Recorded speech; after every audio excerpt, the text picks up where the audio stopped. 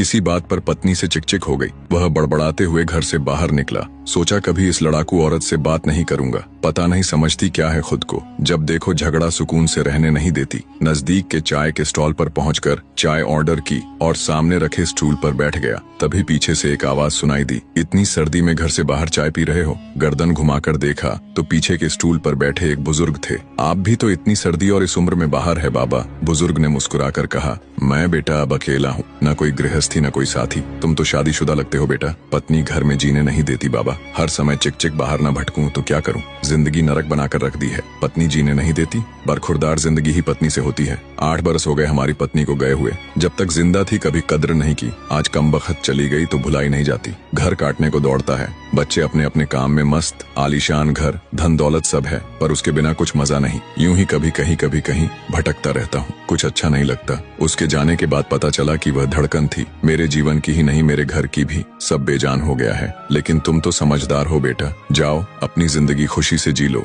वरना बाद में पछताते रहोगे मेरी तरह। बुजुर्ग की आंखों में दर्द और आंसुओं का समंदर साफ नजर आ रहा था। चाय वाले को पैसे दिए, नजर भर बुजुर्ग को देखा। 1 मिनट गंवाए बिना घर की ओर मुड़ गया। उसे दूर से ही देख लिया था। डबडबाई आंखों से निहार रही पत्नी चिंतित दरवाजे पर ही खड़ी थी। कहाँ चले गए थे आपने? तो जैकेट भी नहीं पहना, ठंड लग जाएगी तो। तुम भी तो बिना स्वेटर के दरवाजे पर खड़ी हो। कुछ यूं दोनों ने आंखों से एक दूसरे के प्यार को पढ़ लिया था। कई बार हम लोग भी अपने जीवन में इसी तरह की गलतियां कर बैठते हैं। सिर्फ पत्नी ही नहीं, माँ बाप, चाचा ताऊ, भाई बहन या अजीज दोस्तों के साथ ऐसा क्रोध कर देते हैं जो सिर्फ हमको ही नहीं उनको भी कष्ट देता है। छोटा सा जीवन है, कहीं क्षमा करके कहीं क्षमा मांगकर हंसकर गुजार दो। जिंदगी के सफर में जो गुजर जाते हैं वो मुकाम वो फिर नहीं आते। वीडियो कैसी लगी कमेंट करके जरूर बताना।